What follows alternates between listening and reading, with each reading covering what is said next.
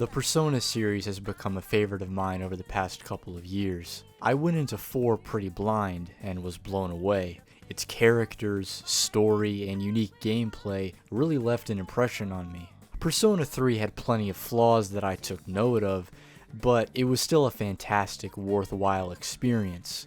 However, through playing these games, I became insanely curious about one entry in particular, Persona 5. It was released worldwide in 2017, and has since become the most popular entry in all of Mega 10 by a large margin, further pushing Persona as the face of Atlus. It's been acclaimed to hell and back, and to me, it's become pretty iconic within the world of gaming. Even one of my close friends played it back in high school and would tell me all about it. So yeah, I've known about this game for a long while. However, I didn't have a PS4 at the time. I still don't, in fact.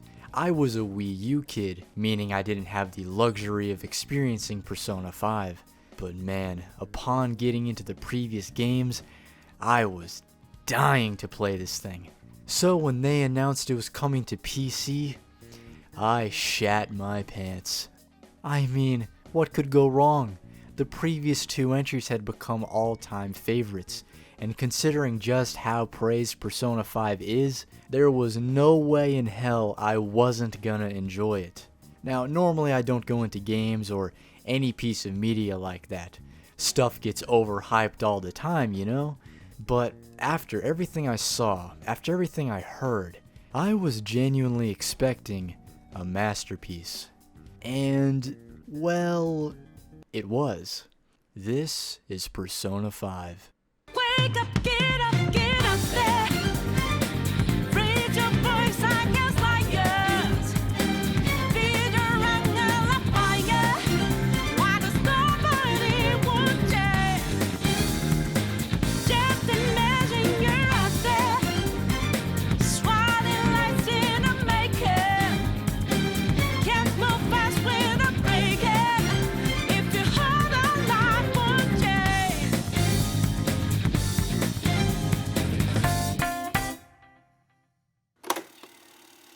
I love this game's cold open.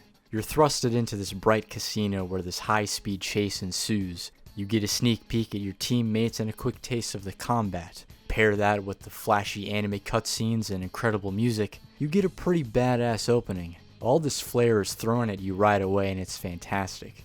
But things take a left turn when Joker, our protagonist, gets surrounded by a massive SWAT team and is taken into custody.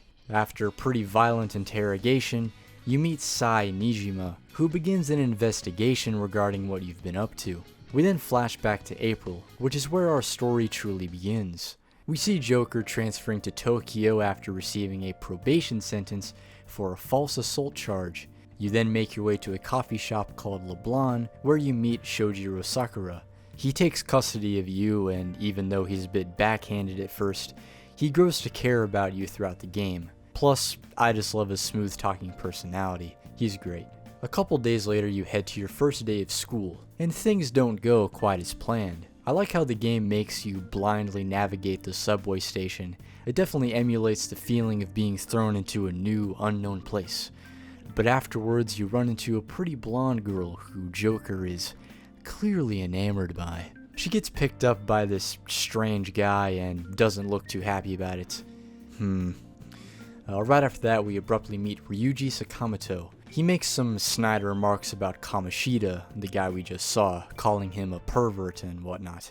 And then the two of you end up in a castle in place of the school where you're kidnapped and thrown into a jail cell.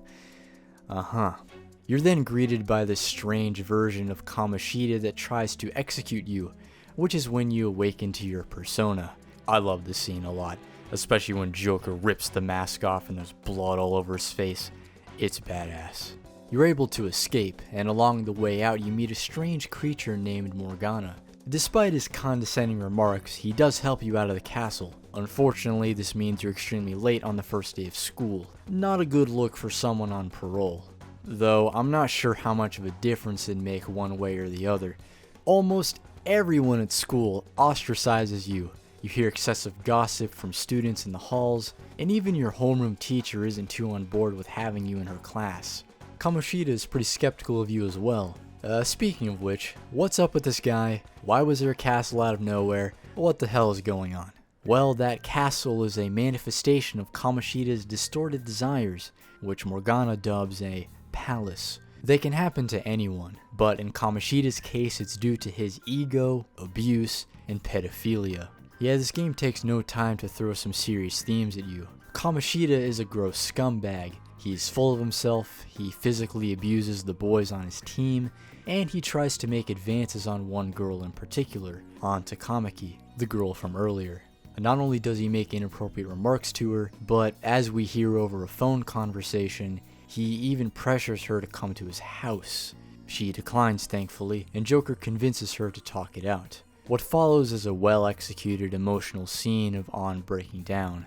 She talks about Kamoshida's continued behavior, along with how he threatened to kick her best friend Shiho off the volleyball team if she didn't do what he said. And not only is she physically abused during private training, but on that very same day, she's called into his office where it's heavily implied that she was sexually assaulted. To make matters worse, she attempts to commit suicide the very next day. It's a shock to everyone and acts as a boiling point. Joker and Ryuji have been investigating things for a bit now, but this was the last straw. Kamoshida threatens to expel you, and you vow to defeat him. Even An herself gets wrapped up in the palace stuff, eventually awakening to her very own persona. From there you go through the first dungeon and fight Kamoshida head on.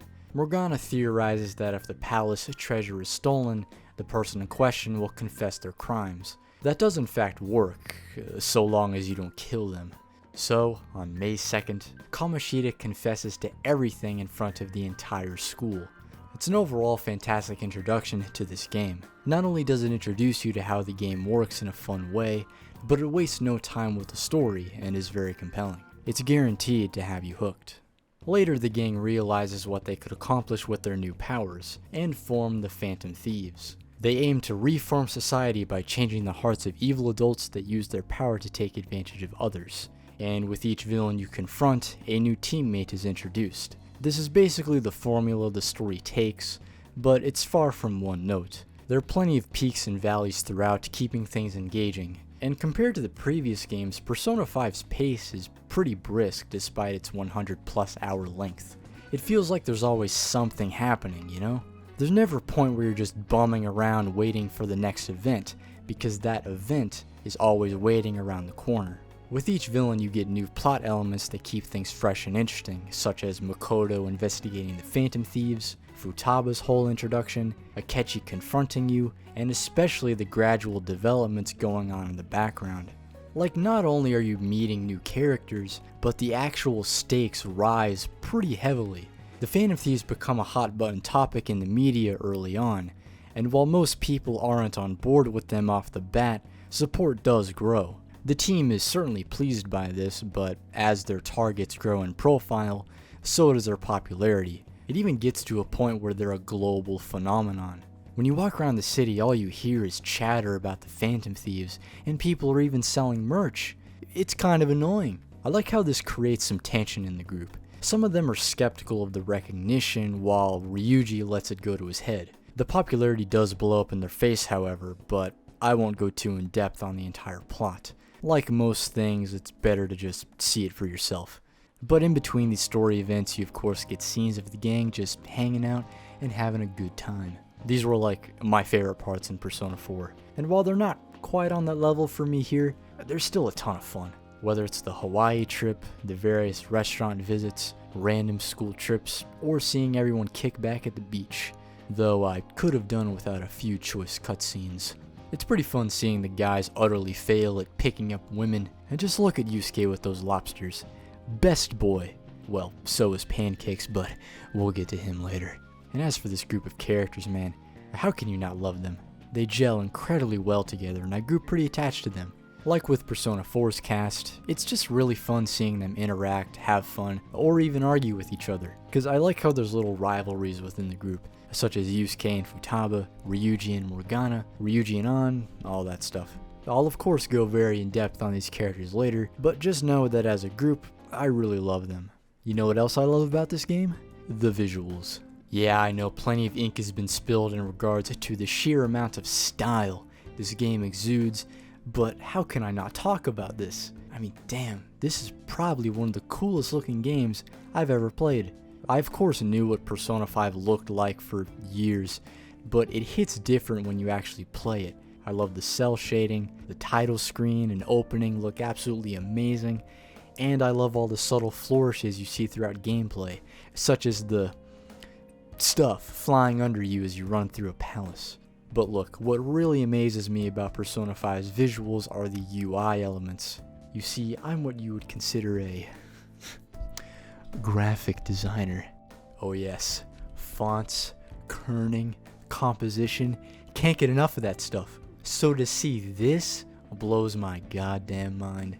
Like, whoever designed all this deserves a raise and a gold medal. It's angular, bold, high contrast, and is just so forceful.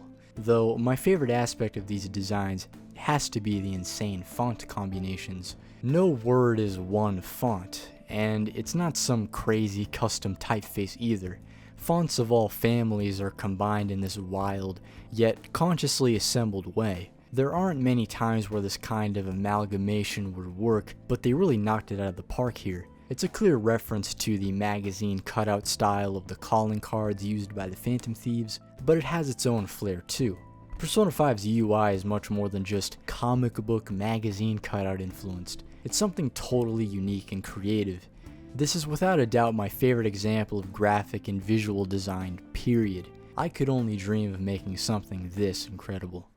But what further enforces the game's style is the music. Now, a long time ago, one of my hot gaming takes was that Persona 5's soundtrack was overrated. But that was back when I hadn't played the game or even liked music much at all.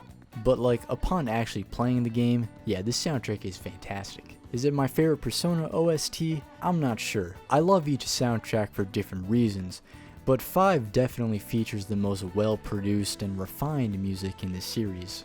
The previous games had a very synthetic sound, lots of sequenced beats and the like, but here it's smooth and lively. I did see a YouTube comment that the bass guitar in Persona 5 is like a DAW plugin or something, but that doesn't take away from the vibe the soundtrack achieves. The drums create a great backbone, the bass lines are always very audible and funky, there's lush strings, righteous guitars, and the organs. Oh man. Like when Alley Cat first showed up, I was entranced. Those organ chords, man, the melody is phenomenal. It's so soothing and so melancholic at the same time. This helps since it can be used in a serious scene, but also one that's more bittersweet. The entire soundtrack is just fantastic. No matter where you are, the game will always come through with an enjoyable track that both enhances the mood and creates a strong vibe. I love the groovy guitars and bass on Tokyo Daylight. Sunset Bridge has a bittersweet feel with its shimmering guitar playing throughout. All Right is one I always loved hearing when it popped up due to its washed out keys and wonderful synths floating on top. And I don't know why, but the song that plays when you're taking an exam goes way harder than it should. It's a frickin' banger. However, I think the soundtrack's brightest moments come in the form of the vocal tracks provided by Lyn.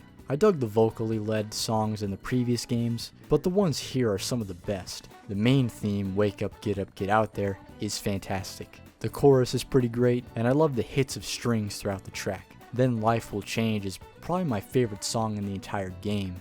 It plays when you're infiltrating a palace for the first time, and it always gets me hyped. The opening riff is awesome, and the triumphant strings on the chorus, phenomenal. It feels epic and encapsulates the large-scale, stylish vibe of Persona 5 to a T.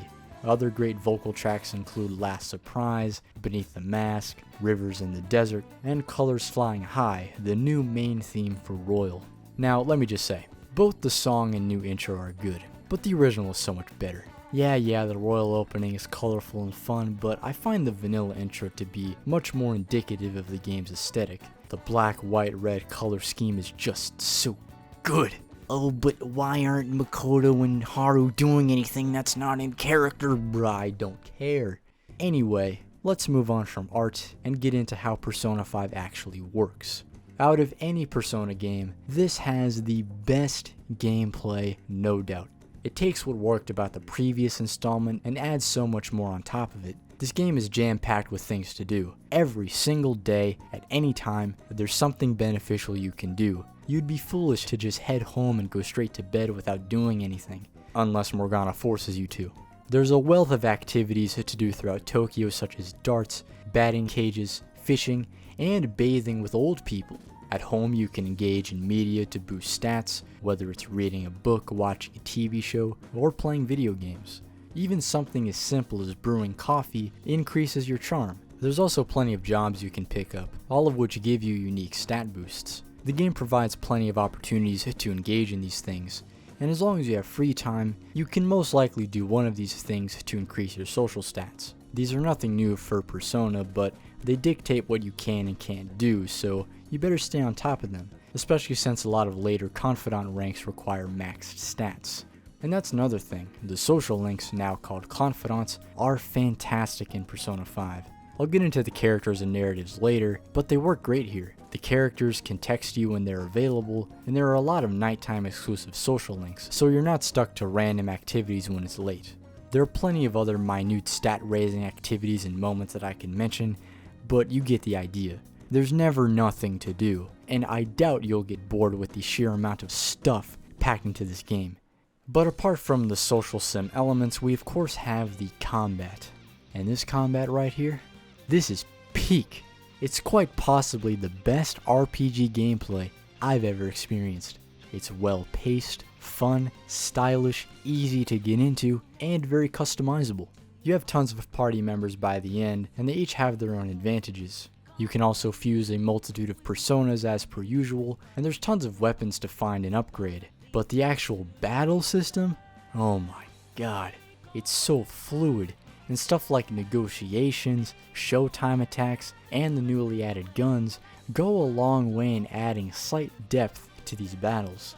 But like, whoever came up with the baton pass mechanic is a goddamn genius. So in previous Persona games, you would get extra turns if you hit the enemy's weakness. In these situations, you'd want to spread your hits across multiple enemies. But Persona 5 takes it a step further. Now if you hit an enemy's weakness, you can pass that extra turn to another character. It's such a basic idea on paper, but it's awesome.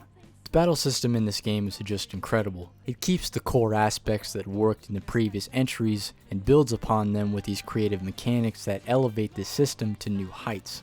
Whether you're fighting weaklings or a massive boss, it's always a load of fun.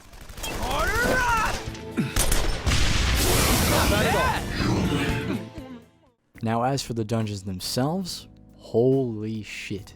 These are the best RPG dungeons I've ever played.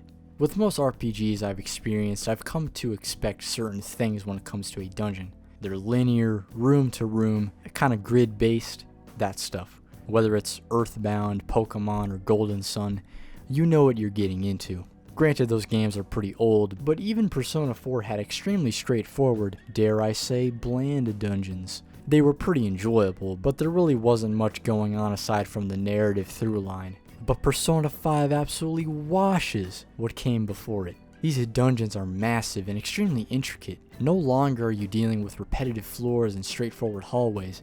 Now you're dealing with wide open spaces, overlapping areas, locked doors, and puzzle solving. These palaces honestly have more in common with a Zelda dungeon as opposed to a typical RPG dungeon. But that's what makes it so great. It's almost like the game is spoiling the player with how detailed and fun these dungeons are. They feel like these fully fledged, ambitious events. And not only are you getting narrative stuff relating to the villain at hand, but as you progress through the dungeon, you go through so many different areas, each different from the last. Couple that with the large scale designs and intricate layouts, you get a recipe for something that's always interesting. I've seriously never played an RPG that had dungeons this good, and the quality doesn't stop at the design. Each palace acts as a metaphor for the ruler's distorted desires. Most of them are pretty obvious, like Kamoshida's castle. There are dungeons where students get beaten, plenty of erotic statues, and An looks like this. Great. Then there's stuff like Madarame's Museum of Stolen Art, Kaneshira's Floating Bank, etc. but some of the later ones are more cryptic, like Sai's extravagant casino. Everything here is rigged against you, reflecting how she rigs cases in her favor as a prosecutor. My favorite palace is probably Futaba's though, and not only is it filled with a lot of fun puzzles, but the narrative is very engaging since Futaba is not evil.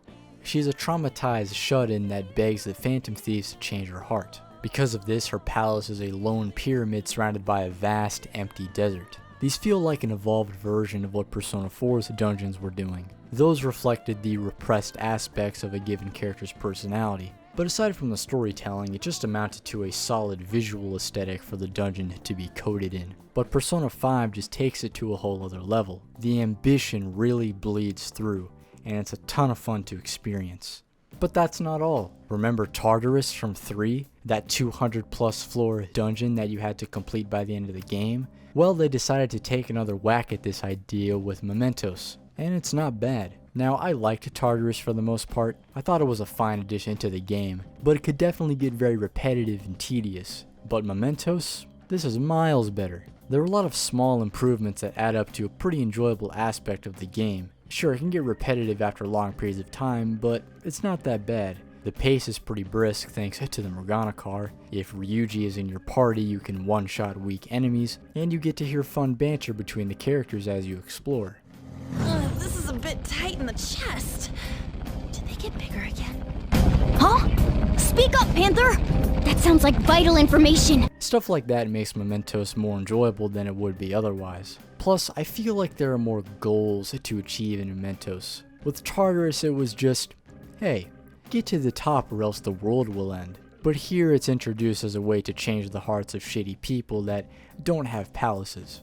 So because of that more direct goal, it doesn't feel so aimless. And not only that, but a lot of confidants require you to defeat a target in Mementos in order to progress forward. So if you want to max out certain people, you'll have to go here no matter what.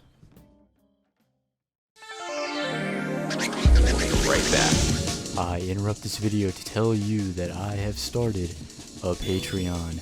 For just $5 a month, you will receive production updates on videos I'm working on, occasional exclusive videos, monthly Ask Me Anythings, and monthly music playlists curated by yours truly. That way I can flex my awesome music taste. I do realize that giving money to a YouTuber with under 1,000 subs does sound stupid, but Patreon is just something I wanted to try out, so if you like what I do and want to support what I do, then I'd appreciate it.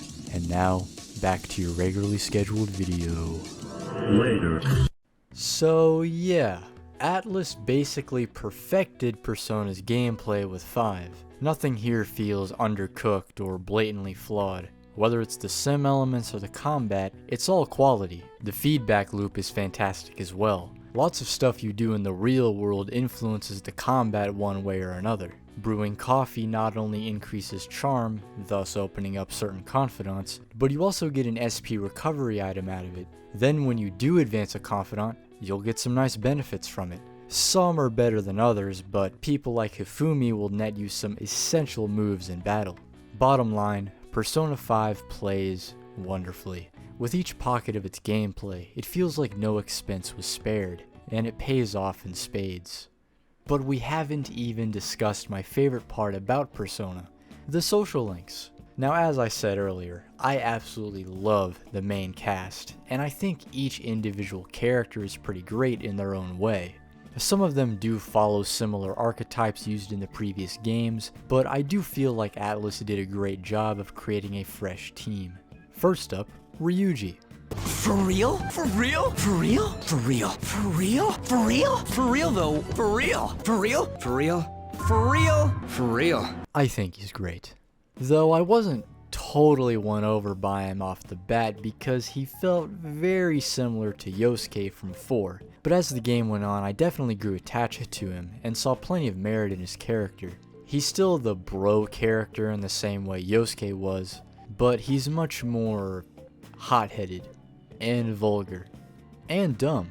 Not as perverted though. My mains isn't totally down bad most of the time. His Riz isn't very good either, as demonstrated by his failed attempts to hit on women at the beach. You think so too, don't you? Like, these ladies are massive unlike the girls in Japan. Okay, buddy. Ryuji is a very lovable character. He brings loads of entertainment to any given cutscene, and he's great to hang out with. Because beneath this goofy exterior, he's actually quite grounded and sympathetic. Due to a physical confrontation with his then track coach, Kamoshida, he was kicked off the team and was shunned by those around him. This caused him to adopt this rebellious, troublesome personality and appearance. Teachers don't like him, and he has no friends. Then Joker shows up. He too is ostracized, so they find common ground. Ryuji is anything but a bad kid. He was just mistreated. Sure, he might not care about his studies that much, and he might try to act tough all the time, but he deeply cares about others, as shown in his confidant. We not only learn about his backstory, but after catching wind of a shitty new coach for the track team, Ryuji makes it his mission to prevent his position. This is in spite of how the current team treats him, saying that he ruined their chances of success after fighting Kamoshida. Ryuji is a very genuine guy. He's got a lot of feelings, a lot of passion, and a big mouth. But I wouldn't have him any other way. She cares about her friends, and she's beautiful to boot. What a girl. She's captured my heart. Dude. Morgana. People love to hate him, but honestly, I don't get it. Sure, him telling Joker to go to bed is a meme, he's a massive simp, and a massive hypocrite. There's a moment I alluded to earlier in the video where the Phantom Thieves experience some inner tension. Ryuji and Morgana get into a petty argument, and Mona runs away feeling like he isn't valued by the team. See, Ryuji would often rip on Morgana for being useless, and I guess he took that to heart. But Morgana does the same kind of shit. He takes plenty of opportunities to call Ryuji stupid, but straight up leaves the team after being insulted. I don't really hate this scene, but he's definitely being melodramatic, and is an instance where I could see someone finding him obnoxious. But, I don't know, I still love Morgana. His flaws run pretty thin for me, and he's a really fun character. Yes, he crushes on a lot, but it's really funny. There's a genuine companionship between him and Joker that I really love, and we see that develop throughout his arc. Morgana could never truly be human, but he found a group of people that care about him. Throughout the whole game, he was trying to chase goals and own up to others, even viewing Joker as a tool in the beginning. But as things settled in, he realized that being with him and the rest of the Phantom Thieves is where he truly belongs. He found self-worth, and I just think that's nice. Then there's Ann, and I think she's fantastic. She has a very chipper attitude that's pretty infectious, and I gravitated to her right away for that reason. She's not very serious, and is generally pretty easygoing. I feel like you see her smiling more often than not, making her one of those Persona characters that's really nice to be around. However, her confidant has a dark side. Her friend Shiho thankfully survived her attempted suicide, but that meant a lot of recovery. So, being the loving friend that she is, Ann decides to frequently visit Shiho at the hospital. But in doing so, she sees how strong Shiho is, and is inspired to improve her own character. Through the social link, you see her desire to become more strong-willed, set goals, and put more effort into things. Sometimes this is played in a more tongue-in-cheek way, but things get a bit more serious in regards to her modeling gigs. Ann treats this more like a hobby, but her rival Mika is the polar opposite. She's zoned into every shoot and goes on very strict diets to keep a perfect figure.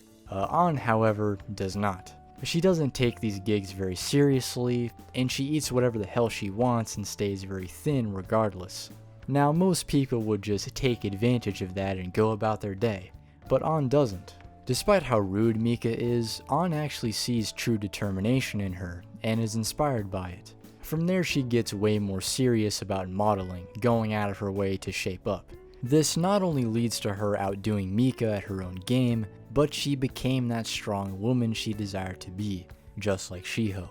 It's a confidant filled with passionate determination and bright resolve, further cementing Ann as one of my favorite characters in the game. It's really great. By the way, have you gained some weight? You think so? I weigh the same as always. Maybe I'm bloated today. So then, can you, get ready here? Alright, let's talk about Yusuke. I freaking love this guy. He's the pupil of the game's second villain, Madarame, a world-renowned artist that built his career off plagiarizing the works of those he took under his wing, including Yusuke. He's sort of that eccentric artist stereotype, but man, he's hilarious. Probably the funniest character in the game if you ask me.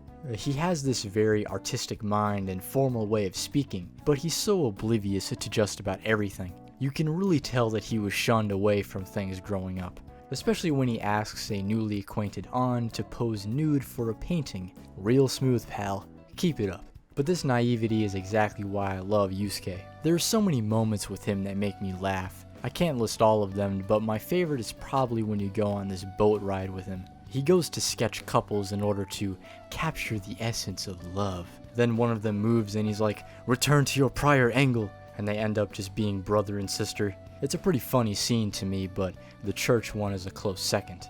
Yusuke is also a pretty, passionate guy, but that also leads to some hilarious moments. I just love when he overreacts to shit. It's priceless. But his confidant doesn't skimp out on genuine characterization. Art is Yusuke's passion, but learning the truth about his sensei's actions led him feeling disillusioned with a lot of things. We not only see him trying to get his artistic spark back, but he also learns to not see things in black and white. He wants to make money off his art and be recognized for it, but worries that he's also succumbing to desire. But as Ryuji explains later, desire is normal. It happens to everybody, and it's not always a bad thing. Some guy you meet even says that good came from Madarame, despite the fact that he's a scumbag. Not every emotion is separate, good can come from bad, etc. Now this might all sound obvious and stupid, but remember who we're talking about. It's not a deep or inspiring confidant, but it's nice to see Yusuke overcome this personal obstacle. I think I cracked my ass. An, are you alright?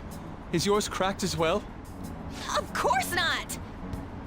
Isn't it supposed to be, though? Next we have Makoto, and when you first meet her, you'll hate her. She's Miss Student Council President who gets the best grades and could do no wrong. On top of that, she's bossy, nosy, and just really f***ing annoying. Yeah, the school basically orders her to investigate whether or not the Phantom Thieves are students at Shujin Academy, and her eyes are set right on you. So much so that she stalks the team. Jeez, how much worse could she get? Well, Makoto actually becomes one of my favorite characters in the game. Yeah, once she gets involved in the Phantom Thieves, you start to see her for who she really is. Makoto is a very determined girl, but she's also a very lonely one. Makoto views herself as a burden to her older sister Sai, and she's not very well liked at school. She has this high position and good grades, but at the end of the day, she's alienated because of that. She feels distant from those her age, people think of her as a robot, beep boop, you get it. But I don't know, there's something about Makoto that I really like. She adds a lot to the team's chemistry, knows how to get shit done, and is always willing to help others. I was really excited to start her confidant and get to know her more, and I wasn't disappointed. You'll learn more about her family and home life, along with how she doesn't know much about the real world. So she asks Joker to help her get out more. You show her around some, but she eventually becomes friends with a girl named Eiko. She's basically the polar opposite of Makoto, but they become unlikely friends despite that. However, it's revealed that Eiko is dating this shady guy who Makoto finds to be pretty suspicious. Turns out he's a criminal who takes advantage of young girls and lures them into debt. Not good. He gets outed thankfully, and afterward you have the opportunity to romance Makoto, but I'll get to that later.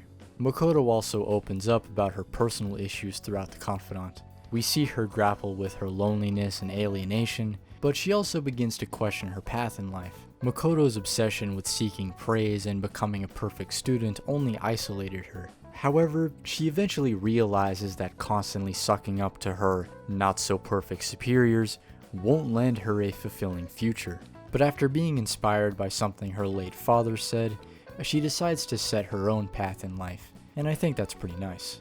It's just a really well-rounded confidant that fleshes out her character in a compelling way. I couldn't ask for much more. We then have Futaba, who without a doubt has my favorite introduction of any character here. One day you start receiving strange messages from an anonymous user, going by Alibaba. Right off the bat, they out-joke her as a phantom thief and ask to make a deal with you. Basically, they'll help you stop a corporation called Medjed if you change the heart of someone named Futaba Sakura. Well, due to my high IQ, I realized that Alibaba sounds a lot like Futaba, and I already knew that Futaba was watching us, so it had to be her. Then boom, I was right. Yeah, I'm a genius, I'll take your applause now. But on top of that, Futaba is Sojiro's daughter, but the team still has to jump through hoops to meet her in person. She's a shut-in, or a hikikomori if you will. So she doesn't like talking to people, she doesn't want to go outside, and she doesn't want anyone in her room. You can see the problem already. But through their efforts, they're able to talk to Futaba, even if it's indirect. Then the team ends up in her own palace, a far cry from the villains you've dealt with before. As you traverse the palace, you see Futaba's traumatic, yet distorted memories. Throughout her life, she was under the assumption that she was the one who drove her hardworking mother to suicide, but that was never the case. Upon changing her heart, she understands this. Her trauma melted away, but she still has plenty to learn when it comes to socializing. The team's interactions with her are a bit awkward at first, but she slowly becomes more relaxed around them, eventually going on a full-blown beach trip with everyone. Overall, I really love Futaba's personality. She's very blunt, funny, and kinda erratic. So because of this, she gives a unique edge to the group that I like a lot. I mean, yeah, sometimes she's a little too quirky for me, but she's far from one note. She can be goofy, but also very serious when the situation calls for it. But it's never jarring. They did a great job rounding Futaba out to be much more than a silly, random joke machine. Her confidant further expands on her character in a great way. Not only is it nice spending time with her, but I like the linear progression of helping her social skills. You start off by going to stores, then talking to someone new, and eventually Futaba opens up about her past and reconnects with an old friend. It's nice. Oh, and that Mishima rank? Absolutely savage. I was dying. But yeah, Futaba's great.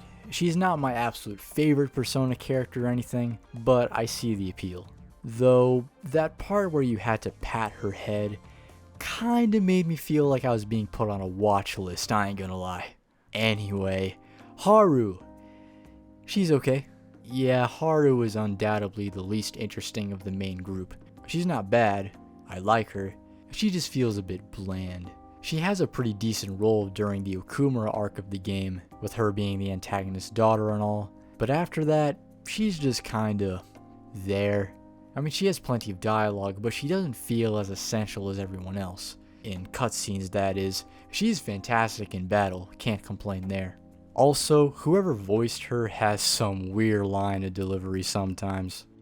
Not bad. You look fine. I'm glad you seem well. But hey, maybe I'm being a little harsh. She comes in late game, so they probably didn't have the most time to flesh her out.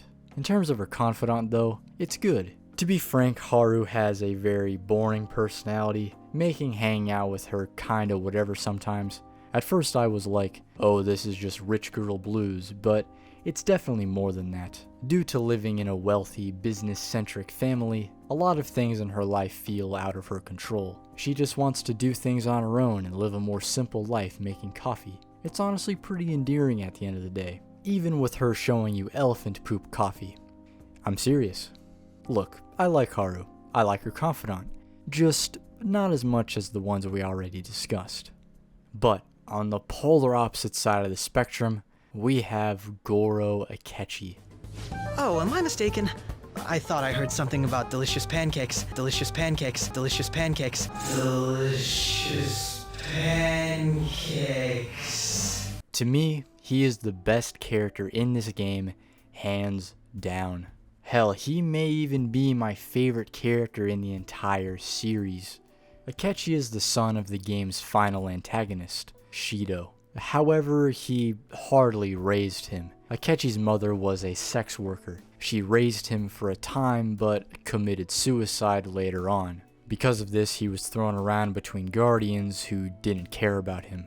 However, you wouldn't think this upon meeting him. In the current day, he's a prodigy detective who lands pretty frequent TV spots. though due to his opposing stance on the Phantom Thieves, the team doesn't care for him very much. But as the game progresses, Akechi is revealed to be a layered and tragic character. He has so many qualities that any guy would dream of having. He's super intelligent, he has fame, he has charisma, he's clever, girls think he's cute. What more could someone ask for? But think back to his backstory I described. That absence of unconditional love led him to live a life of seeking recognition from people that, frankly, never cared about him in the first place. Case in point, his father. Spoiler alert, but it's revealed that Akechi was the one initiating the psychotic breakdowns you'd hear about since the beginning. He only did this to suck up to his father's wishes, when in reality he's a disposable tool being used by him and his slimy affiliates. That recognition he desperately desired was never even there. Though I might be getting ahead of myself here. Akechi is also an amazing foil to Joker's character, and it's honestly the most compelling thing about him to me. The two of them share a lot of similar attributes when you get down to it. They definitely disagree on things, but they're both smart, resourceful, and skilled individuals with messy hair. That last one is irrelevant, but you get it. Persona 5 Royal introduced a revamped confidant for Akechi, and it does a pretty fantastic job of fleshing out their relationship. Upon getting his contact info, you're able to hang out with him without the team knowing. What ensues is a genuine bond that I really enjoyed seeing unfold. The team always rags on Akechi for his opinions on the thieves, but beneath that stuff, I thought he was a likable guy. He's always keen to have a conversation, and he opens up to Joker by sharing stories and taking him to places he frequents. He never got to do this with anyone else. He never got to form a genuine bond. But this connection is bittersweet, literally. The two have these sweet, genuine moments, but deep down, Akechi has this harsh bitterness towards Joker. The two of them are considered to be two sides of the same coin, and nowheres is more evident than in how they handle their shitty circumstances. Let's look at Joker. He was wrongfully convicted of assault, got put on probation where he's sent to an unfamiliar place, he has to live in a dusty attic, and everybody at school ostracizes him as soon as he shows up. But he makes friends. He stands up to the bad guy, makes connections outside of school, gains the trust of Sojiro, and finds purpose in this new life. Joker rose far above his terrible situation and found good in it. Akechi, on the other hand, not at all. He didn't have the will to overcome his terrible life. Rather, he opted to seek this non-existent recognition and praise from people that could care less about him. On top of that, he became a murderer. Whatever moral compass he had became skewed. That prim detective boy we see on TV is a complete facade. He succumbed to the hand he was dealt, and his sanity rotted away because of it. In Shido's palace, he lashes out at Joker, saying stuff like, "How could this convicted criminal living in an attic be better than me?" Well, it's simple. Joker actually tried. He never gave up, and he forged his own path. Akechi did not. He was too weak, which is where that dichotomy lies. It's sad, really. I mean, I understand wanting to be liked, but when you begin murdering people to please your shitty excuse of a dad, you're far gone. Akechi could have been a great man. He had all the qualities to be a success, but his poor decisions pretty much decimated whatever bright future he could have had. That is the tragedy of Akechi, but it's also why he's such a fantastic character. Throughout the previous two Persona games, I've never seen a character as layered and interesting as Akechi. He's as entertaining as he is compelling, and was a major highlight in Persona 5. Alright, dialing things way down with our final main character, Kasumi Yoshizawa. She's one of the many additions to Persona 5 Royal, and I like her quite a bit. You have run-ins with Yoshizawa in the beginning, but you don't formally meet until a park cleanup in May. She's insanely polite, almost a little too polite. It's not bad or anything, but it's just kind of funny to me since I've never met anyone that acts like this. Gee, it's almost as if she's not real. Anyway, her confidant is only 5 ranks at this point, but it's pretty enjoyable. You basically see Yoshizawa trying to gain her confidence back with the help of Joker. whether it's picking out the perfect pair of glasses for her dad or by improving her shitty cooking skills. I wonder where I've seen this one before. Jokes aside though, good character, I enjoy her a lot. The rest of her character involves royal spoilers, so I'll get to that later. Yeah, this video is pretty long, isn't it? But strap in because now we'll be going over the side characters. I mean, I don't have to, but if I'm being honest, the side characters in Persona 5 are pretty strong. Which is definitely a good thing, since the secondary characters in the previous games were never perfect. But here, it feels like many of them have a purpose and are interesting in their own way. The age of these characters also stands out. In previous games, you'd meet new people at school, but at Shujin Academy, everyone hates you and doesn't want to talk to you. So instead, Joker has to search around Tokyo to make connections, as well as use his max riz to swoon over adult women into dating a minor, which is honestly pretty impressive. There's of course the goth doctor Takemi. You can find her in Shibuya where she asks to inject experimental drugs into you. So of course you agree. Jokes aside though, she's pretty cool. I like her sarcastic personality and morbid sense of humor. Her confidant is solid too. I like that on the inside she genuinely cares about people and her craft. As a romance option though, I like goth girls as much as the next guy, but she wasn't quite my type. Then it's just the two of us. Really? Then would you like a thorough examination? But hey, if you don't like goth girls, then maybe Chihiya's more your speed. She works as a fortune teller in the red light district. When you meet her, she ends up scamming you with a fake rock, and you go back to confront her. The first bit of this confidant is basically Joker telling her how bullshit her practices are, and it's pretty funny. She begins to understand that she isn't really helping people and tries to make things right. It's nice, and I think she has a sweet personality. This shines most towards the end of the confidant where she begins opening up more, and even falls for you. Look, you're cute and all, but nah man, that ain't it. The only female side character that's the same age as Joker is Hifumi Togo. You'll learn of her via rumors about a pretty girl at church, but it turns out that she's a lonely shogi player under the pressure of her mother trying to turn her into some kind of idol. But she doesn't want that. She wants to be true to herself in the sport. Hifumi definitely has a reserved personality, but that wasn't a bad thing at all. Plenty of great Persona characters aren't the most emotive, and she's another example of that. I wouldn't say Hifumi's story is that deep or anything, but it's good, you know? There's a conflict, you get some heart to heart, it's solid stuff. She's a very simple but very likable character. But hey, maybe you need some more edge in your life. Well, look no further than Kawakami, let's go! Yeah, I saw that one meme many times before playing this game, so I was looking forward to what these maid shenanigans would be. Kawakami is a well-meaning, exhausted teacher by day, and a sexy maid by night.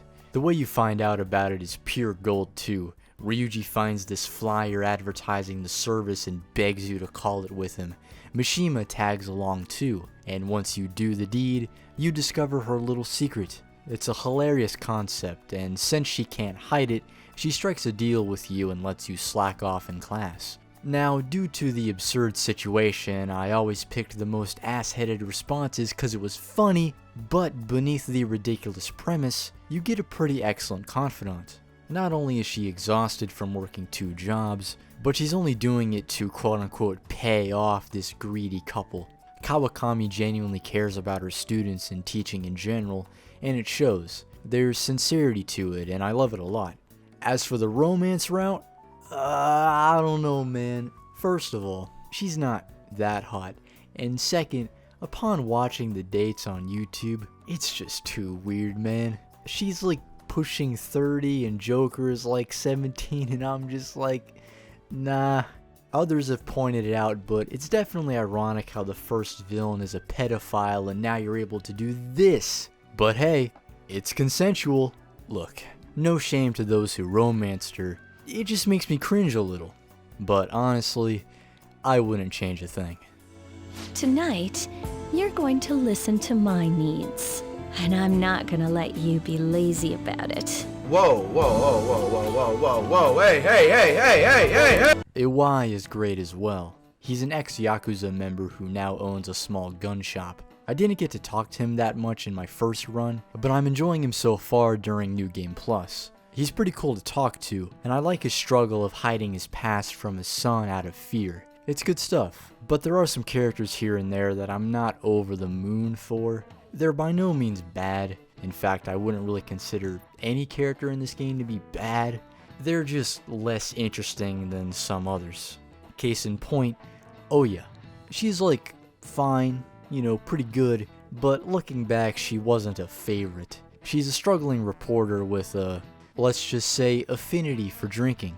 I think she's a fine character, but her story just didn't do a ton for me. You give her information on the Phantom Thieves despite her not knowing your secret. Then there was some shit about her friend disappearing and her looking into some kind of scandal. I lost track of it, honestly. I'd hang out with her often, but it was nothing I was head over heels for. She's pretty funny a lot of the time though.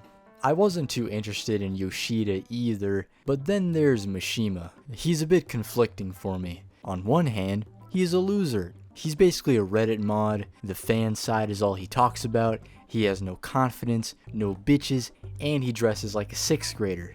If only he had a Zelda shirt. Even the other characters don't seem to like Mishima either, which is pretty funny. But you know what, I'll cut him some slack. He's obviously written to be kinda cringe, and that's fine. One look at the Hawaii trip will tell you that the writers knew how annoying Mishima can be. Not every character has to be perfectly likable, and I think he's a decent example of that.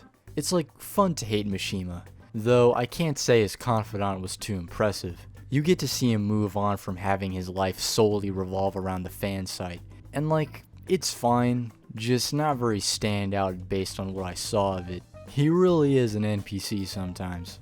God, this scene is so funny. Mishima really was like, a girl wants to talk to me? Humana. But speaking of girls, how's the romance in this game?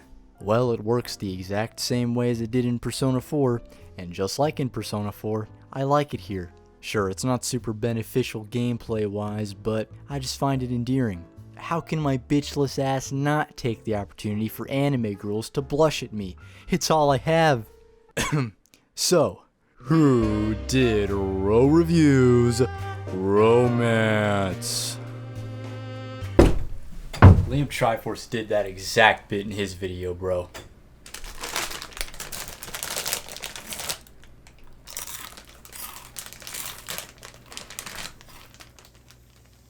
Who the hell are you?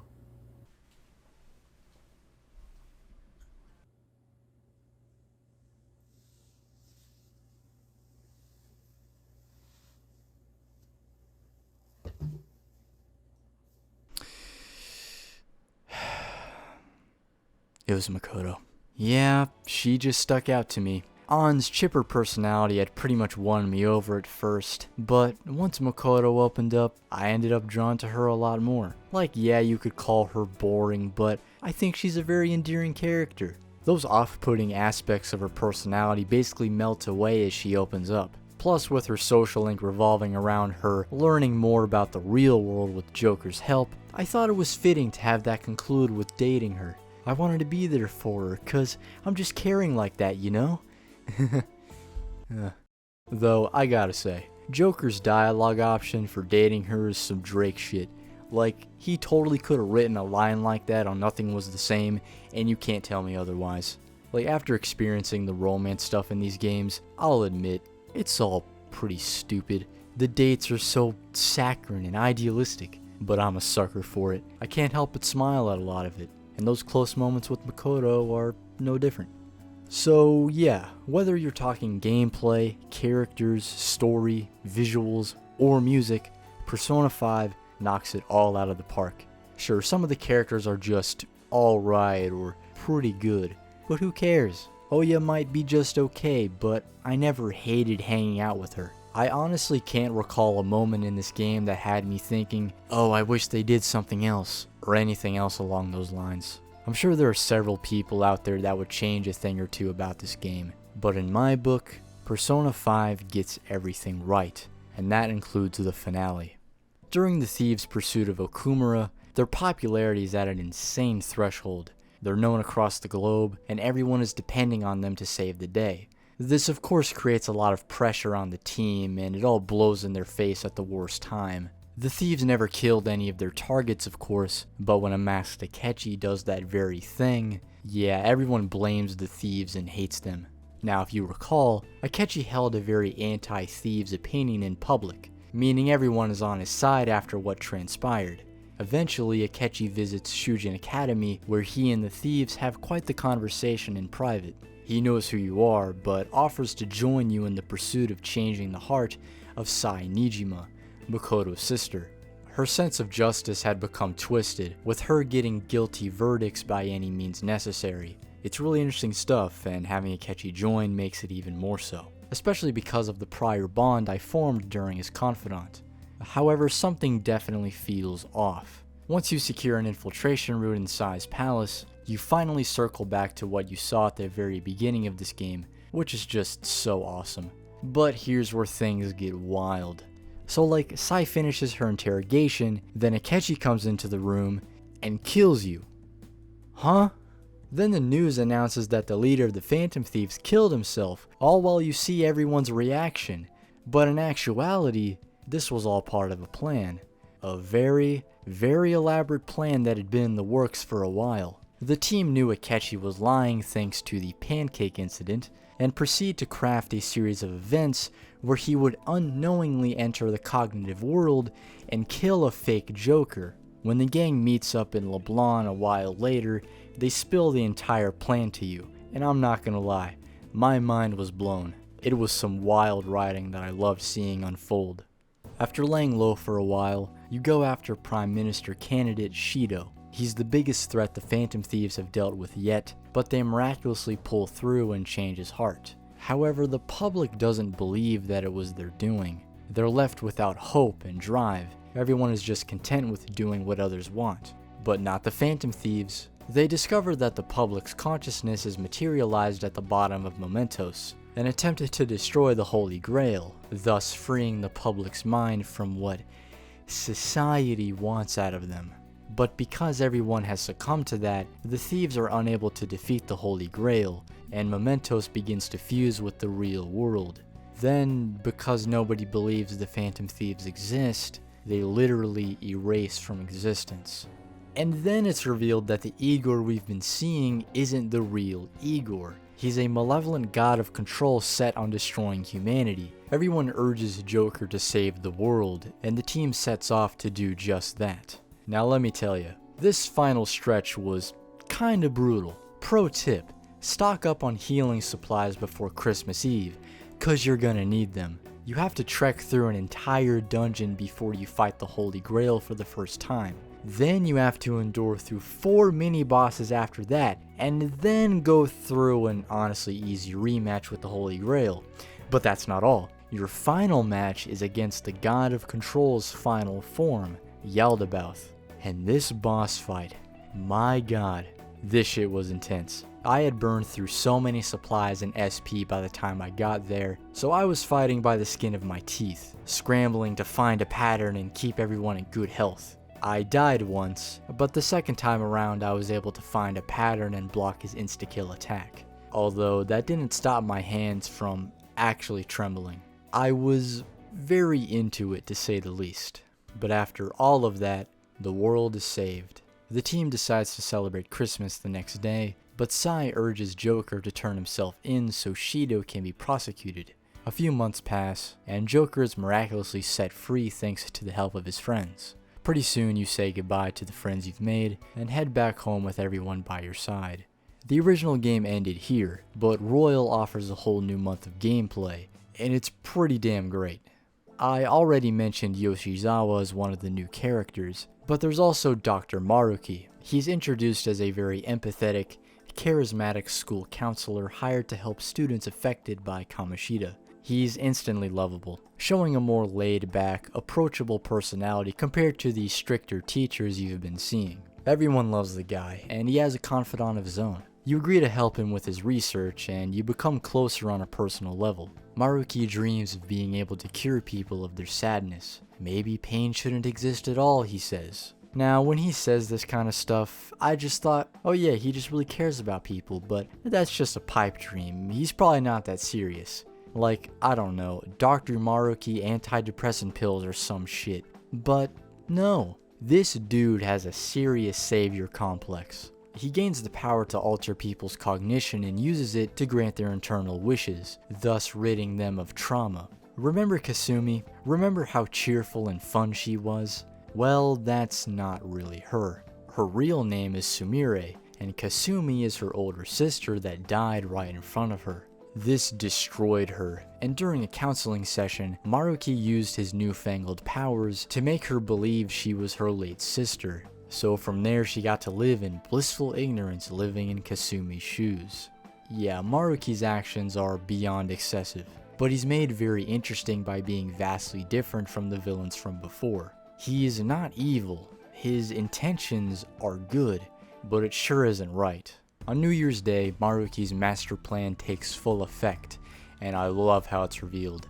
Joker wakes up in this bizarro reality where a bunch of people have been brought back from the dead, your friends' lives are different, and Morgana is quite the stud. However, Akechi is alive and is fully aware of what's going on, and man, I love his characterization in this portion of the game. He no longer has to put on a fake personality, so you get this very dejected, sinister tone of voice. His new portrait reflects this as well. Instead of the wide open eyes we're used to, they're more relaxed, but in a way that's apathetic and smug. It's a fantastic detail. He agrees to help you investigate Dr. Maruki and put a stop to his scheme. You find his palace, learn the truth about Yoshizawa, wake your friends up to what's going on, and eventually face Maruki head on. I find it funny how the game attempts to guilt trip you into possibly thinking that what he's doing is okay. It'll be like, well, my friends sure are happy. Would it really be best to go back? No! Why the hell would you do that? Think about all that precious character development. All of it would have gone to waste. But, jokes aside, that's exactly what the themes of the story deals in.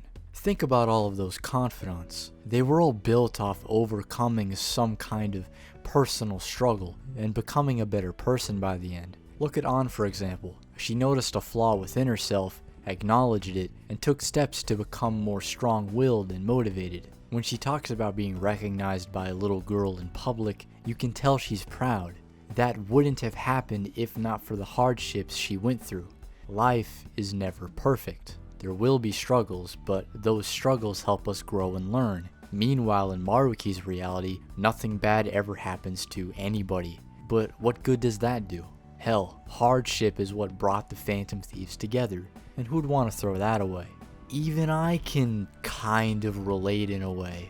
It's not a very serious thing, but in the fall of 2019, I developed a crippling crush on a girl in my class. I tried so hard to be friends with her and build a connection, but it wasn't going anywhere. We had zero chemistry, but I refused to believe it. She was all I could think about for months. Sometimes it was butterflies, but a lot of the time it was sadness.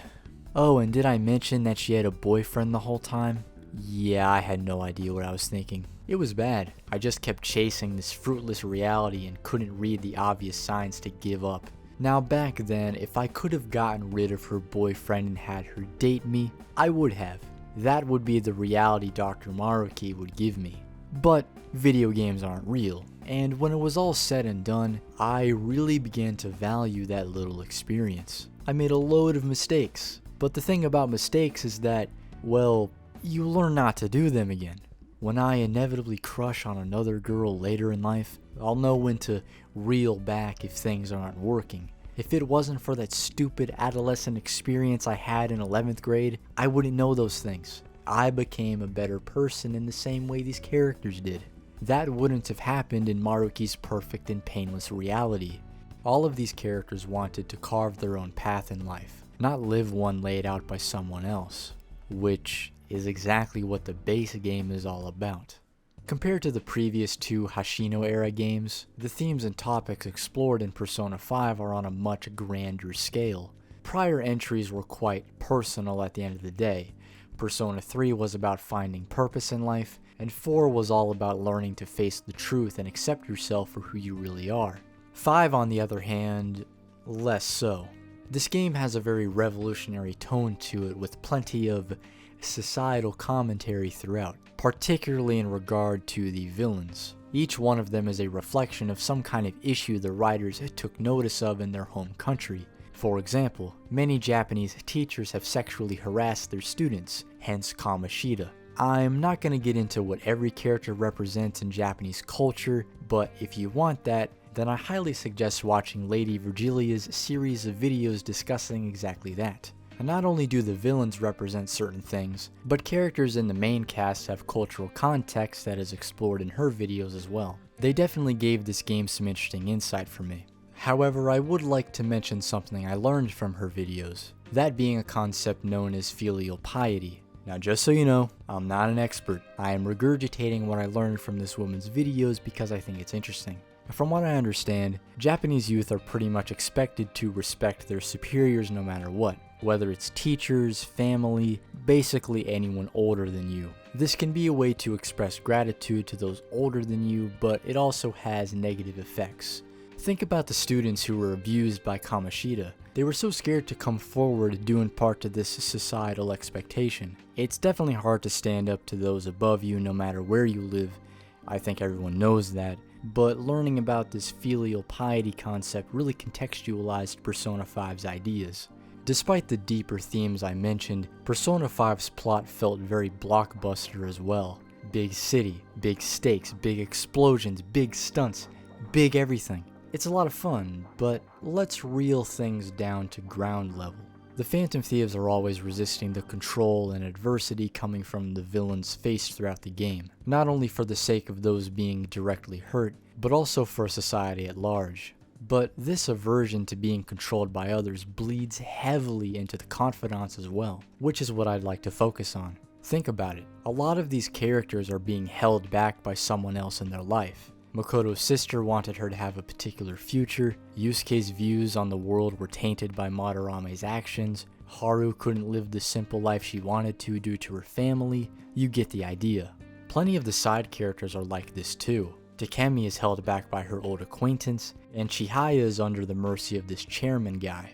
The main plot is all about rebelling against corrupt adults. Meanwhile, these confidants apply that idea to more personal narratives. Everyone on the team wants to break free from those that are holding them back, and they do it successfully. I loved seeing characters like Ann rise above her issues and grow stronger because of it. She never gave up and was so passionate about bettering herself. There's a reason Akechi's failure is so tragic, and there's a reason why Maruki's regressive reality was hard to stomach.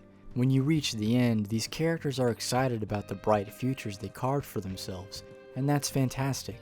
I absolutely loved seeing the little clips of the characters' new lives during Royal's credits. It's super heartwarming. Haru may not be my favorite, but seeing her at her own coffee shop was really sweet. None of them would be in these places if it wasn't for their courage and will to change.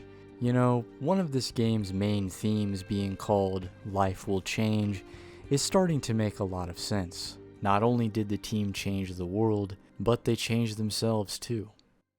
Towards the vanilla end of the game, when Joker is being released from custody, Sai has a conversation with him. After this whole ordeal with palaces, cognition, and defeating Shido, she opens up about herself. She says that Joker taught her how to live, and how she wants to change careers after being disillusioned. She understands the errors that so many adults have made, and wants to set a better example. I'm glad I saw this initially, since what happens here is a true change of heart. The thieves never stole her treasure, but through her own fruition, she realized her mistakes and became a better person. To me, this is powerful. Throughout this whole game, the Phantom Thieves have been changing villains' hearts because they never could themselves. Yet, here's someone who did. I just find it interesting that the original game ended with this message. Society might have succumbed to sloth, but anyone can change if they find the will to do so. Sure, a lot of Persona 5 is grand scale and attacks establishments, but I think I found some personal meaning in this game. Life can suck, man. It really, really can. Granted, I recognize that I'm a pretty fortunate person, but shit's hard for a lot of people out there. There are definitely some situations you don't have control over, but I think Persona 5 shows the importance of taking control of and improving your own life. Even little things like working out or changing your style can be a great change of pace. These characters showed so much passion to change their lives for the better, and it's an amazing thing. But hey, I'm certainly not perfect. My diet is god-awful, I'm 20 years old and haven't gotten a job, I don't have a driver's license, all that pathetic shit.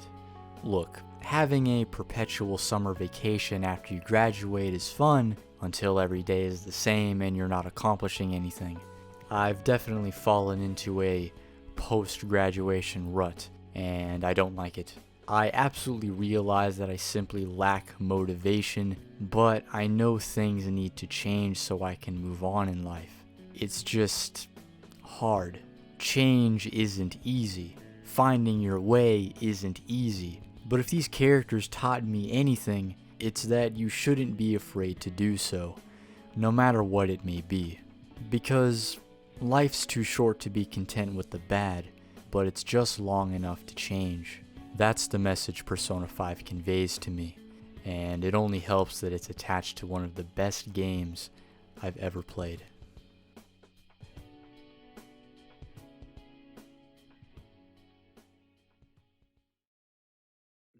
But before I close this video out, I want to talk about Persona as a whole and why I've connected with it so much. This sounds stupid, but these games just hit different.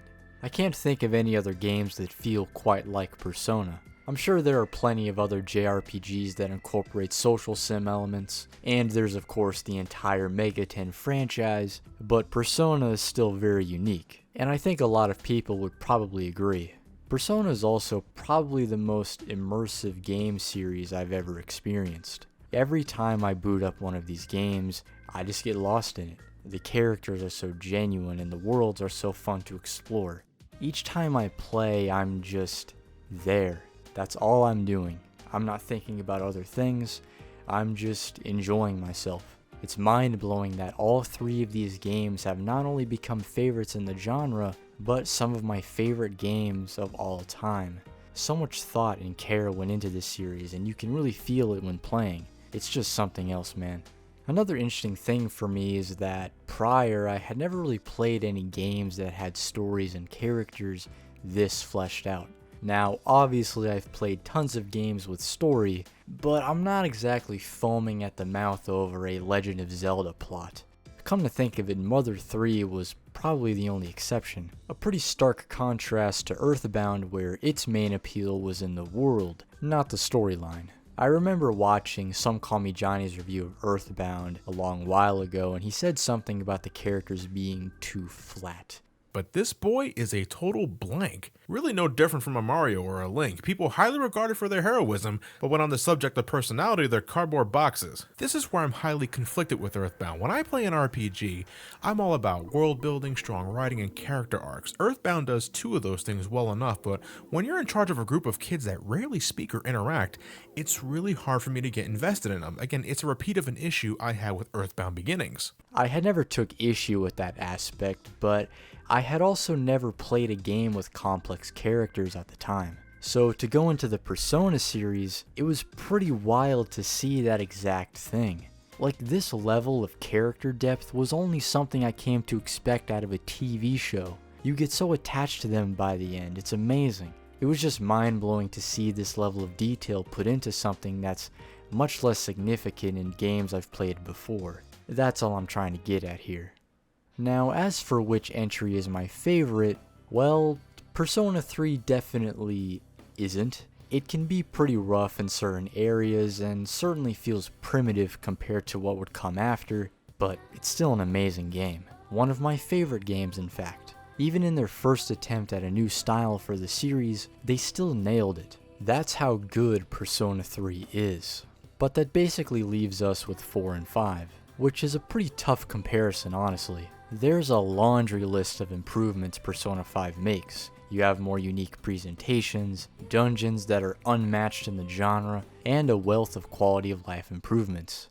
But Persona 4, man, I think I like it more. It's not as extravagant and fleshed out as what would follow, but it's a phenomenal game. The characters are so fun and lovable, and I still adore the scenes of them hanging out and having a good time. It's something that the other games don't quite match in my opinion. Persona 5 keeps the spirit in parts, but I don't think it was to the same degree as 4. This main cast feels very unique to me. There's this loose humor that pours through the interactions that lends perfectly to these goofy trips and hangouts. It always puts a smile on my face, and I think it's one of the reasons it's still my favorite Persona. It feels special. But Persona 5 is a perfect game. I'm not kidding. I seriously think there's nothing wrong with it. The word masterpiece gets thrown around pretty hard, and I know some people think there's no such thing as perfect, but I disagree. There's plenty of perfect art out there in my opinion, and Persona 5 Royal is one of them. I love this game to the highest degree, and it seriously blew me away. Persona 4 has a certain atmosphere to it that I prefer, but 5 is an extravagant powerhouse of a game that should not be underestimated. It's definitely in my top 3 of all time now. It's that good. Persona is that good. These games have touched my heart in a lot of ways, and I'm beyond glad that I've been able to experience these games and love them as much as I have. They've brought me a lot of joy and comfort in more ways than one, and I really hope that I'll continue to love them for many years to come.